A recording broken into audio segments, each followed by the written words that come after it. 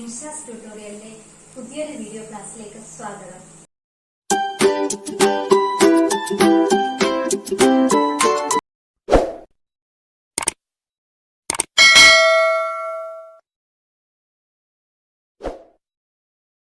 ഇന്ന് നമ്മൾ ഡിസ്കസ് ചെയ്യാൻ പോകുന്നത് സെൽ സൈക്കിളിന്റെ സെക്കൻഡ് പാർട്ട് ആയിട്ടുള്ള മൈറ്റോസിസ് എന്ന ടോപ്പിക്കാണ്. അതായത് കഴിഞ്ഞ ക്ലാസ്സിൽ സെൽ സൈക്കിളിന്റെ ഫേസസിനെ കുറിച്ചിട്ടെല്ലാം ഡീറ്റെയിൽ ആയിട്ട് പറഞ്ഞിരുന്നു. അതിന്റെ ബാക്കി ഭാഗമാണ്. നമുക്ക് ക്ലാസ്സിലേക്ക് കിടക്കാം. സെൽ സൈക്കിളിന് പ്രധാനമായിട്ടും രണ്ട് ഫേസസ് ആണുള്ളത്. അതായത് first phase interphase, second phase mitotic phase അഥവാ എം ഫേസ്. ഇന്നത്തെ ക്ലാസ്സിൽ ഈ എം ഫേസിൽ നടക്കുന്ന കാര്യങ്ങൾ എന്തൊക്കെയാണെന്നാണ് ഡീറ്റെയിൽ ആയിട്ട് പറയാൻ പോകുന്നത്. എം ഫേസിൽ പ്രധാനമായിട്ടും രണ്ട് സ്റ്റേജസ് ഉണ്ട്, രണ്ട് ഘട്ടങ്ങളാണുള്ളത്. കാരിയോകൈനസിസും സൈറ്റോകൈനസിസും. കാരിയോകൈനസിസ് എന്ന് പറഞ്ഞു കഴിഞ്ഞാൽ എന്തായിരുന്നു? ന്യൂക്ലിയസിന്റെ ഡിവിഷനെ നമ്മൾ കാരിയോകൈനസിസ് എന്ന് പറയുന്നു. അതേപോലെ സൈറ്റോപ്ലാസത്തിന്റെ ഡിവിഷനെ നമ്മൾ എന്ത് പറയും? സൈറ്റോകൈനസിസ് എന്ന് പറയും. അടുത്തതായി ഈ കാരിയോകൈനസിസ് അതായത് ന്യൂക്ലിയർ ഡിവിഷന്റെ എന്തെല്ലാം സ്റ്റേജസ് ആണ് നടക്കുന്നത് എന്നാണ് പറയാൻ പോകുന്നത്. First prophase, second metaphase, third anaphase, fourth telophase. ഇനി നമുക്ക് ഓരോ സ്റ്റേജിലും നടക്കുന്നത് എന്തൊക്കെയാണെന്ന് നോക്കാം. ഫസ്റ്റ് പ്രോഫേസിനെ കുറിച്ചിട്ടാണ് പറയാൻ പോകുന്നത്. ആദ്യം തന്നെ നമ്മൾ എന്ത് പറഞ്ഞു? ഫസ്റ്റ് ആയിട്ട് സെൽ സൈക്കിളിന്റെ ആദ്യം നടക്കുന്ന ഭാഗം എന്താണ്? ഇന്റർഫേസ് ആണെന്ന് പറഞ്ഞു. അപ്പോ ഒരു ഇന്റർഫേസിൽ ഉണ്ടായിരിക്കുന്ന സെൽ, അതായത് മൈറ്റോട്ടിക് ഫേസിലേക്ക് കടക്കുന്നതിന് മുമ്പ് ഇന്റർഫേസിൽ ഒരു സെല്ല് എങ്ങനെയായിരിക്കുന്നതാണ് ആദ്യം പറയാൻ പോകുന്നത്. ഇതാണ് ഒരു സെല്ല്. ഇത് പറഞ്ഞാല് ഇന്റർഫേസിൽ ഉള്ള ഒരു സെല്ലിന്റെ സ്ട്രക്ചറാണ്. അപ്പോ സാധാരണ എല്ലാ സെല്ലിനുള്ളതുപോലെ ഒരു പ്ലാസ്മ മെംബ്രെയിൻ. ഇതിന് പറയുന്ന പേരാണ് പ്ലാസ്മ മെംബ്രെയിൻ. ഈ ഉള്ളിലുള്ള ഭാഗത്തിന് നമ്മള് സൈറ്റോപ്ലാസം എന്ന് പറയും. പിന്നെ ഈ റൗണ്ട് സ്ട്രക്ചർ, ഈ റൗണ്ട് അതിനെ നമ്മള് ന്യൂക്ലിയസ് എന്ന് പറയും. അതുപോലെ ഇവിടെ ഈ ബോൾ പോലെ കാണുന്ന ഈ സ്ട്രക്ചർ ഇല്ലേ, അതിനെ നമ്മള് ന്യൂക്ലിയോലസ് എന്ന് പറയും. പിന്നെ ഇത് സെൻട്രോമിയർ. പിന്നെ ഈ ത്രെഡ് ലൈക്ക് സ്ട്രക്ചർ ഇല്ലേ, ഇതിന് പറയുന്ന പേരാണ് ക്രോമാറ്റിക് റെട്ടിക്കുലം.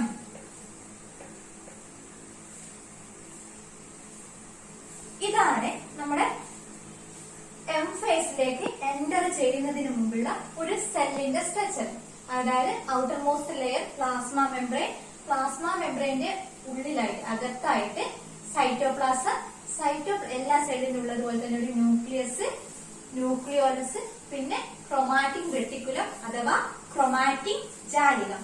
ഈ ക്രോമാറ്റിക് റെട്ടിക്കുലം അഥവാ ഈ ക്രോമാറ്റിക് ജാലികത്താണ് നമ്മുടെ എന്ത് ചെയ്യും? ഈ സെല്ലിന്റെ ജനറ്റിക് മെറ്റീരിയൽ, അതായത് DNA. അതാണ് ഈ ക്രോമാറ്റിക് റെട്ടിക്കുലം. പിന്നെ എന്ത് ചെയ്യും? ഡ്യൂപ്ലിക്കേറ്റഡ് ആയിട്ടുള്ള രണ്ട് സെൻട്രോമിയർ നമുക്ക് ഇതിന്റെ മുകളിലായിട്ട് കാണാൻ പറ്റും. ഈ സെല്ലാണ് ഇനി അടുത്തതായിട്ട് എന്ത് ചെയ്യും? നമ്മുടെ എം ഫേസിലേക്ക് എൻറ്റർ ചെയ്യുന്നത്. എം ഫേസിൽ കാരിയോകൈനസിൽ ഫസ്റ്റ് ഫേസ് ആയിട്ടുള്ള പ്രോഫേസിലേക്ക് ഈ സെല്ലാണ് പോകുന്നത്. അടുത്തതായി പ്രോഫേസിൽ എന്തെല്ലാം കാര്യങ്ങളാണ് നടക്കുന്നത് എന്നാണ് നമ്മൾ പരിചയപ്പെടാൻ പോകുന്നത്. ഇതായിരുന്നു ഇന്റർഫേസിൽ നമ്മൾ കണ്ട സെല്ലിന്റെ സ്ട്രക്ചർ. ഇവിടെ നമ്മൾ പറഞ്ഞ ക്രോമാറ്റിക് റെട്ടിക്കുലം അഥവാ ക്രോമാറ്റിക് ജാലിക. ഈ ക്രോമാറ്റിക് ജാലിക അല്ലെങ്കിൽ ക്രോമാറ്റിക് റെട്ടിക്കുലം ഈ ഇന്റർഫേസിൽ നിന്ന് പ്രോഫേസിലേക്ക് പോകുമ്പോൾ എന്ത് ചെയ്യും? ഈ ക്രോമാറ്റിക് റെട്ടിക്കുലം എന്ത് ചെയ്യും? കണ്ടൻസ് ചെയ്യും. അതായത് കണ്ടൻസ് ചെയ്യുക എന്ന് പറഞ്ഞാൽ കുറുകി തടിക്കുക. അതായത് എന്ത് ചെയ്യും? ഈ ക്രോമാറ്റിക് ജാലിക ഇപ്പൊ നല്ലൊരു ത്രെഡിലേക്ക് സ്ട്രക്ചർ ആണല്ലോ, ഇങ്ങനെയുള്ള ഒരു സ്ട്രക്ചർ ആണല്ലോ. അപ്പൊ അത് ചെറുതായിട്ട് എന്ത് ചെയ്യും? ക്രോമസോമായിട്ട് മാറും. അപ്പൊ ഇനി നമ്മൾ പഠിക്കാൻ പോകുന്നത് എന്താണ് ഒരു ക്രോമസോമിന്റെ സ്ട്രക്ചർ എന്നാണ്. അതായത് നമ്മുടെ ക്രോമസോമെ എങ്ങനെയാ വരിക, അതിന്റെ സ്ട്രക്ചേഴ്സ് ആണ് ഡീറ്റെയിൽ ആയിട്ട് പഠിക്കാൻ പോകുന്നത്. അടുത്തതായി ക്രോമസോമിന്റെ സ്ട്രക്ചർ ആണ് പറയാൻ പോകുന്നത്. അതിന് കാരണം എന്ന് വെച്ച് കഴിഞ്ഞാൽ ഈ ഇന്റർഫേസിലുള്ള എന്താണ് നമ്മുടെ ക്രൊമാറ്റിൻ റെട്ടിക്കുലം അഥവാ ക്രൊമാറ്റിൻ ജാലിക പ്രോഫേസിലേക്ക് പോകുമ്പോൾ അത് കുറുകി തഴിച്ചിട്ട് ഒരു ക്രോമസോമായിട്ട് അല്ലെങ്കിൽ ക്രൊമാറ്റിഡ് ആയിട്ട് മാറും. അതുകൊണ്ട് നമുക്ക് ക്രോമസോമിന്റെ സ്ട്രക്ചർ എന്താണെന്ന് നോക്കാം. ഇതാണ് ഒരു ക്രോമസോം.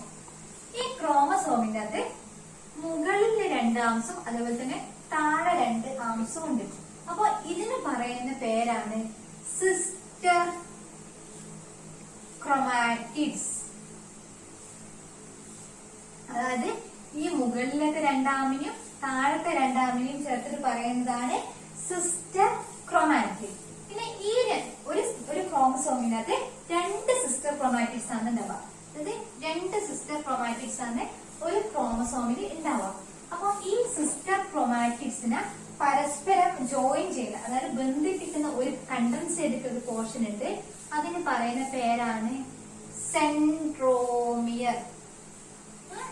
പിന്നെ ഈ സെൻട്രോമിയറിന് മുകളിലായിട്ട് 2 ബട്ടൺ ലൈക്ക് സ്ട്രക്ചർ ഉണ്ട്. നിങ്ങൾക്ക് ഇവിടെ ബ്ലാക്ക് കളറിൽ കാണാം ഈ സ്ട്രക്ചർ. ഇതാണ് കൈനിറ്റോകോർ. ഈ ബ്ലാക്ക് കളറിലെ സ്ട്രക്ചറിനെ കൈനിറ്റോകോർ എന്ന് പറയും. അതായത് നമ്മുടെ 2 ഒരു സെൻട്രോമിയറിന് മുകളിലായിട്ട് കാണുന്ന 2 ബട്ടൺ ലൈക്ക് സ്ട്രക്ചർ, അതിന് പറയുന്ന പേരാണ് കൈനിറ്റോകോർ. അടുത്തതായി പ്രോഫേസിൽ നടക്കുന്ന കാര്യങ്ങളാണ് പറയാൻ പോകുന്നത്. അതായത് നമ്മുടെ ഇന്റർഫേസിൽ ഉണ്ടായിരുന്ന സെല്ലാണിത്. അപ്പൊ ഇവിടുന്ന് ക്രൊമാറ്റിൻ ജാലിക അഥവാ ക്രൊമാറ്റിൻ റെട്ടിക്കുലം ഈ പ്രോഫേസിലേക്ക് പോകുമ്പോൾ എന്ത് ചെയ്യും, അത് കണ്ടൻസ് ചെയ്തിട്ട് അഥവാ അതെന്ത് ചെയ്യും, കുറുകി തടിച്ചിട്ട് ഒരു ക്രോമസോമായിട്ട് മാറുകയാണ് ചെയ്യുന്നത്.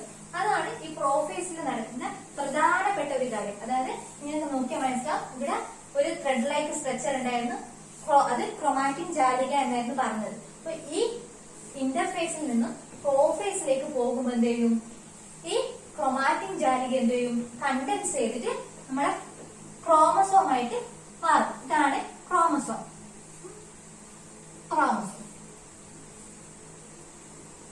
അതുപോലെ എന്ത് ചെയ്യും, നേരത്തെ നമ്മൾ ഈ ഇന്റർഫേസിൽ നമുക്ക് ഇവിടെ ന്യൂക്ലിയോളസ് ഒക്കെ കാണാൻ സാധിക്കായിരുന്നു. പക്ഷെ ഇവിടുന്ന് ഈ പ്രോഫേസിൽ എത്തുമ്പോഴേക്കും ഈ ന്യൂക്ലിയോളസ് എല്ലാം എന്ത് ചെയ്യും, പതുക്കെ അങ്ങ് ഡിസപ്പിയർ ചെയ്ത് പോകും. അതുപോലെ തന്നെ നമ്മൾ ഈ സെൻട്രോസോമിയർ ഇന്റർഫേസിനകത്ത് ഡ്യൂപ്ലിക്കേറ്റഡ് സെൻട്രോമിയേഴ്സ് മുകളിലായിട്ടാണ് കണ്ടിരുന്നത്. പക്ഷെ പ്രോഫേസിൽ എത്തുമ്പോഴേക്കും എന്ത് ചെയ്യും, ഈ സെൻട്രോമിയർ എന്ത് ചെയ്യും, 2 ഓപ്പോസിറ്റ് പോൾസിലേക്ക് മൂവ് ചെയ്തിട്ടുണ്ടാവും. അതായത് മുകളിലും താഴെയായിട്ടായിരിക്കും അറേഞ്ച് ചെയ്തിട്ടുണ്ടാവും. ഇതാണ് പ്രോഫേസിൽ നടക്കുന്ന പ്രധാനപ്പെട്ട സ്റ്റെപ്സ്.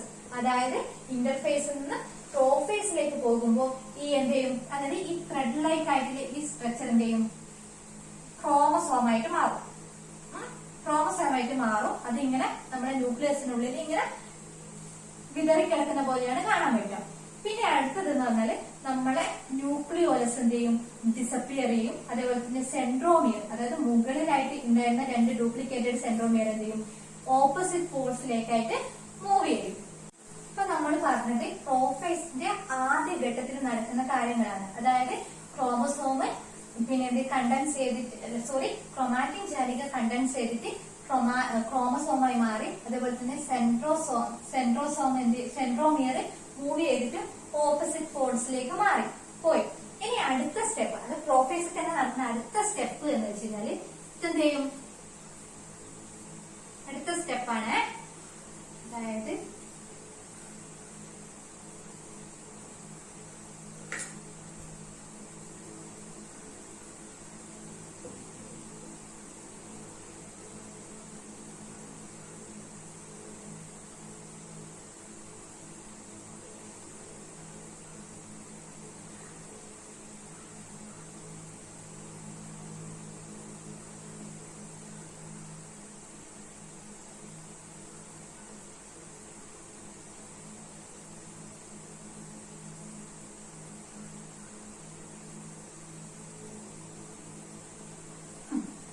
സ്റ്റെപ്പിൽ എന്താണ് നടക്കുന്നതെന്ന് നോക്കാം.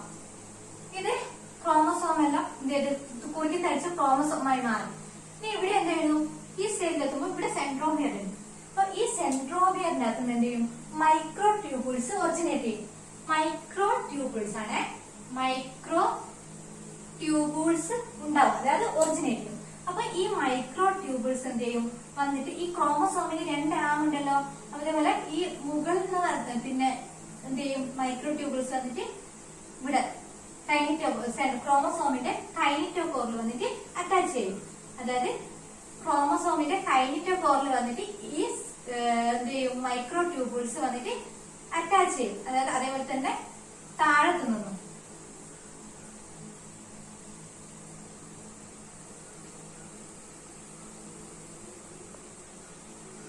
അപ്പൊ നമുക്ക് ഇങ്ങനെ ഒരു സ്ട്രക്ചർ കിട്ടും. അതായത് ഈ സെൻട്രോമിയറിന്റെ അകത്തുനിന്ന് ഇതിന്റെ അകത്തുനിന്ന് മനസ്സിലാക്കേണ്ട കാര്യം, സെൻട്രോമിയർ ഉണ്ടാവും ഓപ്പോസിറ്റ് പോൾസിന്റെ അകത്ത്. ഈ സെൻട്രോമിയറിൽ നിന്ന് എന്ത് ചെയ്യും മൈക്രോ ട്യൂബിൾസ് ഒറിജിനേറ്റ് ചെയ്യും. മൈക്രോ ട്യൂബിൾസ്, ഈ മൈക്രോ ട്യൂബിൾസ് എന്ത് ചെയ്യും ഈ ക്രോമസോമിന്റെ കൈനിറ്റോകോറിൽ വന്നിട്ട് അറ്റാച്ച് ചെയ്യും. അതായത് ക്രോമസോമിന്റെ കൈനിറ്റോകോറിനകത്ത് വന്നിട്ട് അറ്റാച്ച് ചെയ്യും. അപ്പൊ നമുക്ക് ഇങ്ങനെയുള്ള ഒരു സ്ട്രക്ചർ കിട്ടും. ഇനി അടുത്ത സ്റ്റെപ്പ് ഈ പ്രോഫേസിൽ നടക്കുന്ന ഈ സ്റ്റെപ്പ് എന്ന് വെച്ചാൽ, അപ്പൊ ഈ സ്റ്റേജിനകത്ത് എന്ത് ചെയ്യും, ഇവിടെ നമുക്ക് സെൻട്രോമിയർ ഉണ്ട്, അതുപോലെ തന്നെ ന്യൂക്ലിയസ് ഉണ്ട്. അതായത് ന്യൂക്ലിയസിന്റെ ഉള്ളിലാണ് നമുക്ക് എന്ത് ക്രോമസോം എല്ലാം കാണാൻ പറ്റുന്നത്. അതേപോലെ തന്നെ ബാക്കി എല്ലാ സെൽസിന്റെ അകത്തും കാണുന്നത് പോലെ തന്നെ ഇതിന്റെ അകത്ത് നമുക്ക് എന്ത് ചെയ്യും സെൽ ഓർഗനൽസ് എല്ലാം ഉണ്ടാവും. ഇനി അടുത്ത സ്റ്റേജിലോട്ടേക്ക് കടക്കുമ്പോൾ എന്ത് ചെയ്യും,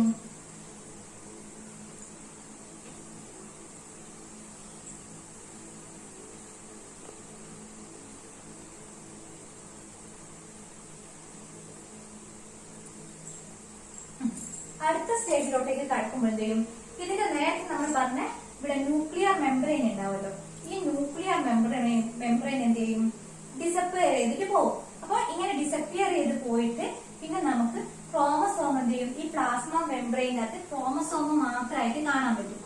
ക്രോമസോം മാത്രം ഈ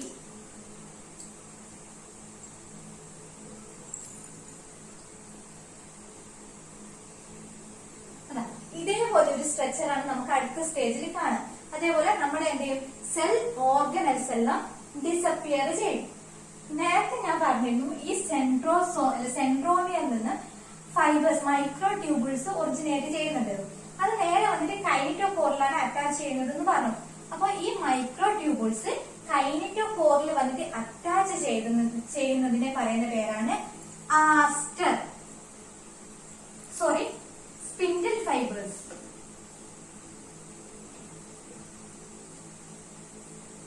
അതായത് ഈ മൈക്രോ ട്യൂബിൾസ് വന്നിട്ട് നമ്മളെ ക്രോമസോമിന്റെ കൈനിറ്റോകോറിൽ വന്നിട്ട് അറ്റാച്ച് ചെയ്യുന്നതിനെ സ്പിൻഡിൽ ഫൈബേഴ്സ് എന്ന് പറയും.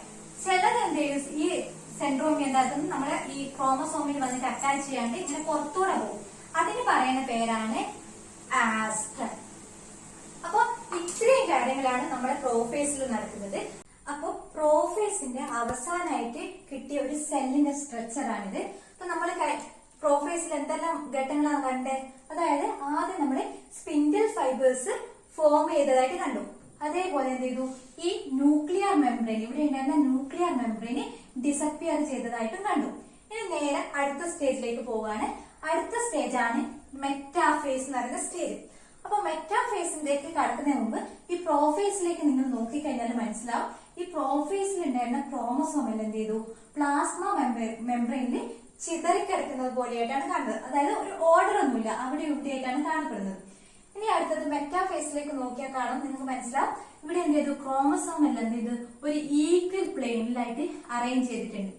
അതായത് മെറ്റാഫേസിലേക്ക് കടക്കുമ്പോൾ ഈ ക്രോമസോം എല്ലാം എന്ത് ചെയ്തു ഒരു ഇക്വറ്റോറിയൽ പ്ലെയിനിൽ അറേഞ്ച് ചെയ്തിട്ടുണ്ട്.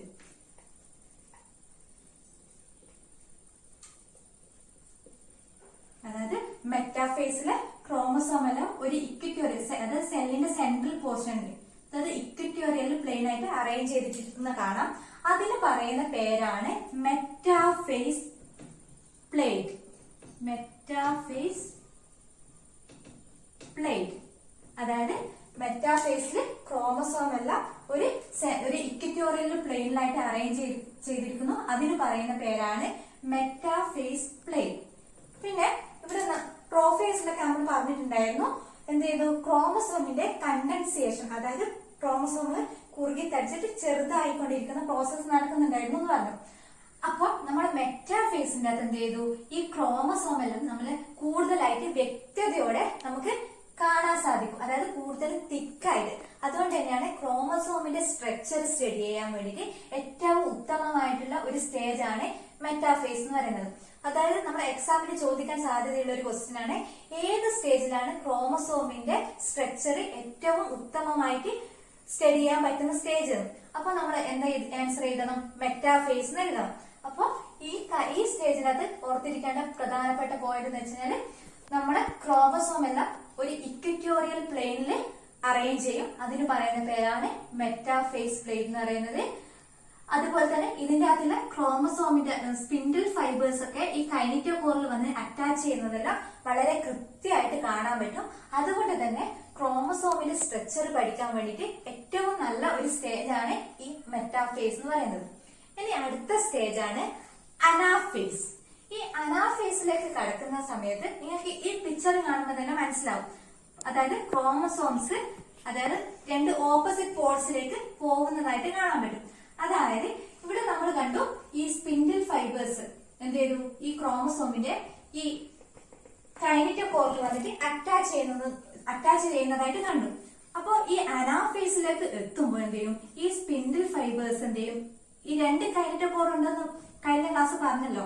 അപ്പൊ ഈ സ്പിൻഡിൽ ഫൈബേഴ്സ് എന്ത് ചെയ്യും, മുകളിലത്തെ സ്പിൻഡിൽ ഫൈബേഴ്സ് ഈ കൈനറ്റോകോറിന്റെ മുകളിലോട്ടേക്കും താഴെത്തെ സ്പിൻഡിൽ ഫൈബേഴ്സ് താഴെയുള്ള കൈനറ്റോകോറിനെ എന്ത് ചെയ്യും, താഴോട്ടേക്കും വലിക്കും. അപ്പൊ ഇങ്ങനെ എന്ത് വലിക്കുന്നതിന്റെ ഫലമായിട്ട് എന്ത് ചെയ്യും, ഈ കൈനറ്റോകോർ ഇങ്ങനെയുള്ള കൈനറ്റോകോർ എന്ത് ചെയ്യും, ഇവിടുന്ന് ബ്രേക്ക് ആവും, പൊട്ടിപ്പോകും. അപ്പൊ എന്ത് ചെയ്യും, രണ്ട് ഡോട്ടർ ക്രോമസോംസ് അതായത് രണ്ട് ഡോട്ടർ സെൽസ് ആയിട്ട് ഫോം ചെയ്യും. അപ്പൊ അതിന്റെ ഫലമായിട്ട് എന്ത് ചെയ്യും, ഈ ഡോട്ടർ ക്രോമാറ്റിഡ്സ് എന്ത് ചെയ്യും, ഓപ്പോസിറ്റ് പോളിലേക്ക് മൂവ് ചെയ്യും. ഇതാണ് അനാഫേസിൽ നടക്കുന്ന പ്രധാനപ്പെട്ട പ്രോസസ്. അതായത് ഈ സ്പിൻഡിൽ ഫൈബേഴ്സ് എന്ത് ചെയ്യും, കൈനറ്റോകോറിനെ എന്ത് ചെയ്യും, മുകളിലോട്ടേക്കും താഴോട്ടേക്കായിട്ട് വലിക്കും. ആ വലിക്കലിന്റെ ഫലമായിട്ട് എന്ത് ചെയ്യും, ഈ കൈനറ്റോകോർ എന്ത് ചെയ്യും, പൊട്ടുകയും ചെയ്യും. അതുപോലെ തന്നെ എന്ത് ചെയ്യും, രണ്ട് ഡോട്ടർ ക്രോമാറ്റിഡ്സ് ആയിട്ട് എന്ത് ചെയ്യും, ഈ ക്രോമസോമിൽ രണ്ടും എന്ത് ചെയ്യും, ഓപ്പോസിറ്റ് പോൾസിലേക്ക് പോകും. ഇതാണ് അനാഫേസിൽ നടക്കുന്നത്. അനാഫേസ് കഴിഞ്ഞ് ടീലോഫേസിലേക്ക് എത്തുമ്പോഴേക്കും ഈ സെപ്പറേറ്റഡ് ആയിട്ടുള്ള ഡോട്ടർ ക്രോമാറ്റിഡ്സ് അല്ലെങ്കിൽ ക്രോമസോം എന്ത് ചെയ്യും, പൂർണ്ണമായിട്ടും രണ്ട് ഓപ്പോസിറ്റ് പോൾസിലായിട്ട് വന്ന് അറേഞ്ച് ചെയ്യും. അതിനുശേഷം നമ്മൾ ഇന്റർഫേസ് പറയുമ്പോൾ പറഞ്ഞായിരുന്നു ക്രോമാറ്റിൻ റെട്ടിക്കുലം അഥവാ ക്രോമാറ്റിൻ ജാലിക, അത് കണ്ടൻസ് ചെയ്തിട്ടാണ് ക്രോമസോം ഉണ്ടായതെന്ന് പറഞ്ഞു. അപ്പൊ ഇവിടെ ഡീ കണ്ടൻസേഷൻ നടക്കുന്നു. അപ്പൊ ഇവിടെ ഉണ്ടായിരുന്ന ഈ ഡോട്ടർ ക്രോമാറ്റിഡ്സ് അല്ലെങ്കിൽ ക്രോമസോമിന് എന്ത് ചെയ്യും, ഡീ കണ്ടൻസേഷൻ നടന്നിട്ട് ക്രോമാറ്റിൻ റെട്ടിക്കുലം അതായത് നമ്മൾ നേരത്തെ പറഞ്ഞ ഈ ത്രെഡ് ലൈക്ക് സ്ട്രക്ചർ ഈ ക്രോമാറ്റിൻ റെട്ടിക്കുല ആയിട്ട് മാറും. അങ്ങനെ അടുത്ത സ്റ്റേജിൽ എന്ന് പറയുമ്പോൾ ഈ ക്രോമാറ്റിൻ റെട്ടിക്കുലത്തിന് ചുറ്റും എന്ത് ചെയ്തു, ന്യൂക്ലിയർ മെംബ്രെയിൻ, ഈ റൗണ്ട് ന്യൂക്ലിയർ മെംബ്രെയിൻ എന്ത് ചെയ്യും, ഉണ്ടാകാൻ തുടങ്ങും. ഇതാണ് മൈറ്റോസിസിന്റെ ടീലോഫേസിൽ നടക്കുന്ന പ്രധാനപ്പെട്ട പ്രോസസ്സ്. അപ്പൊ ഈ ന്യൂക്ലിയർ മെംബ്രെയിൻ ഫോം ചെയ്ത് കഴിഞ്ഞാൽ എന്ത് ചെയ്ത്, രണ്ട് ന്യൂക്ലിയസ് ഫോം ചെയ്തു. ഇനി അടുത്തത് ഇതോടെ കാരിയോകൈനസിന്റെ സ്റ്റെപ്സ് എല്ലാം പൂർത്തിയായി. അതായത് പ്രോഫേസ് കഴിഞ്ഞു, മെറ്റാഫേസ് കഴിഞ്ഞു, അനാഫേസ് കഴിഞ്ഞു, ടീലോഫേസ് കഴിഞ്ഞു. അതായത് കാരിയോകൈനസിസ് ന്യൂക്ലിയസിന്റെ ഡിവിഷൻ കഴിഞ്ഞു. ഇനി അടുത്തതായിട്ട് എന്താ നടക്കേണ്ടത്, കഴിഞ്ഞ ക്ലാസ്സിൽ പറഞ്ഞിരുന്നു ന്യൂക്ലിയർ ഡിവിഷൻ കഴിഞ്ഞതിന് ശേഷം പിന്നെ നടക്കേണ്ടത് സൈറ്റോപ്ലാസത്തിന്റെ ഡിവിഷൻ ആണ്. അതിന് പറയുന്ന പേരാണ് സൈറ്റോകൈനസിസ്. ഇനി അടുത്തതായിട്ട് അത് എങ്ങനെയാണ് നടക്കുന്നതെന്ന് നോക്കാം. സൈറ്റോകൈനസിസ് അഥവാ സൈറ്റോപ്ലാസത്തിന്റെ ഡിവിഷൻ കഴിഞ്ഞു കഴിഞ്ഞാൽ നമുക്ക് എന്ത് ചെയ്യും, പുതിയ ഡോട്ടർ സെൽസ് ഫോം ചെയ്യും.